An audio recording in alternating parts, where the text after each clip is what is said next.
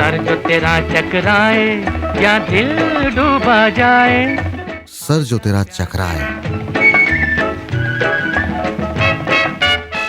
नमस्कार, मैं हूं अमन गुप्ता और रेडियो मनी 9 पर आपके लिए लेकर आया हूं सर जो तेरा चकराए। रजनीश काफ़ी समय से घर ढूंढ रहे हैं, लेकिन अपने बजट में उन्हें मनपसंद घर नहीं मिल पा रहा है। एक रोज़ चाय की चुस्की लेते हुए अखबार के पन्ने पलटते हुए उनकी नज़र पड़ी एक खबर पर। खबर थी, डीएलएफ ने सिर्फ 3 दिन में 1137 फ्लैट बेच डाले। खबर पढ़कर उनका सिर चकराया, और चकराए भी क्यों ना, उन्हें घर नहीं मिल रहा है और यहाँ पर 3 दिन में 1000 से भी ज़्यादा फ्लैट बिक गए। दरअसल डीएलएफ लिमिटेड ने गुरुग्राम स्थित अपने रेजिडेंशियल प्रोजेक्ट में 3 दिन के अंदर 8000 करोड़ रुपए के 1137 लग्जरी अपार्टमेंट बेचे हैं। एक फ्लैट की कीमत है 7 करोड़ या उससे भी ज़्यादा। रजनीश सोच में पड़ गए हैं कि उसे 35 लाख का फ्लैट नहीं मिल रहा है और दूसरी ओर 7 करोड़ रुपए से भी ज़्यादा के फ्लैट धड़ाधड़ बिक रहे हैं। रजनीश ये समझ नहीं पा रहे हैं कि सरकार जब सबसे ज़्यादा बात अफोर्डेबल हाउसिंग की कर रही है और बिक रहे हैं सुपर लग्जरी हाउस।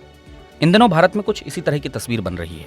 जिनको किफ़ायती मकान चाहिए वो खरीदने की हैसियत नहीं रखते, और जिनके पास 4 मकान हैं वो एक और मकान खरीदने की लाइन में लगे हैं। लग्जरी घरों की डिमांड 2019 के मुकाबले 2022 की पहली छमाही में 2 गुनी हो गई। 2022 की पहली छमाही में देश के 7 बड़े शहरों में 1,84,000 घर बिके। इनमें से 14% हिस्सा सिर्फ लग्जरी घरों का था। एक घर की कीमत 1.5 करोड़ रुपए से भी ज़्यादा थी, जबकि 2019 में कुल बिक्री में इनका हिस्सा महज 7% था। प्रॉपर्टी कंसल्टेंट एनारॉक की रिपोर्ट के मुताबिक महंगे घरों की सबसे ज़्यादा बिक्री मुंबई महानगर क्षेत्र और राष्ट्रीय राजधानी क्षेत्र यानी एनसीआर में हुई। कुल बिके करीब 25,700 लग्जरी घरों में मुंबई महानगर क्षेत्र और एनसीआर का हिस्सा अकेले 17,830 है। इस बीच ऐसे मकान जो अफोर्डेबल की कैटेगरी में आते हैं, जिनकी कीमत 40 लाख रुपए तक है, उनकी बिक्री में कमी आई है। 2019 में कुल घरों की बिक्री में अफोर्डेबल हाउसिंग यानी किफ़ायती मकानों का हिस्सा करीब 38% था। साल 2022 में घटकर यह 26% रह गया। सस्ते घरों की सिर्फ मांग ही नहीं बल्कि सप्लाई भी घटी है। साल 2019 में 7 बड़े शहरों में 2,36,000 नए मकानों की सप्लाई यानी आपूर्ति हुई। इसमें किफ़ायती घरों का हिस्सा था 40%। साल 2022 जाते जाते अफोर्डेबल हाउसिंग का हिस्सा 20% रह गया। इस दौरान 3,57,000 नए मकानों की आपूर्ति हुई। बड़े शहरों में सस्ती ज़मीन उपलब्ध नहीं होना इसकी वजह बताई जा रही है। लागत बढ़ने की वजह से बिल्डर्स का मुनाफा कम हो गया है, और इसी वजह से महंगी ज़मीन पर महंगे मकान बनाना बिल्डरों को फ़ायदे का सौदा लगता है। जिन जगहों पर सस्ती ज़मीन उपलब्ध है वहाँ सड़क, बिजली, पानी और पब्लिक ट्रांसपोर्ट जैसी बुनियादी सुविधाएं नहीं पहुँच पाई हैं। तो ऐसी जगह पर अगर आपको सस्ता मकान मिलेगा भी तो जाहिर है आप उसे खरीदेंगे नहीं।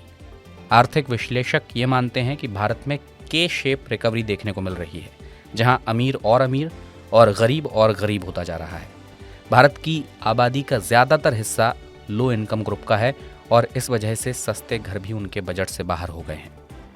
आशंका है कि महंगे घर ज़्यादा बिकने की एक वजह शेयर बाजार की सुस्ती भी है। शेयर बाजार ने रिटेल निवेशकों को निराश किया है।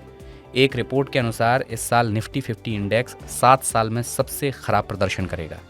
ऐसे में अनुमान ये जताया जा रहा है कि इसी वजह से अमीर लोग शेयर बाजार से अपना पैसा निकालकर उसे रियल एस्टेट में निवेश कर रहे हैं।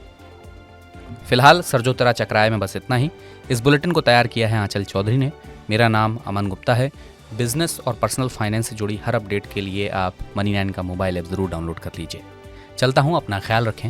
नमस्कार। सर जो तेरा चकराए या दिल डूबा जाए। सर जो तेरा चकराए।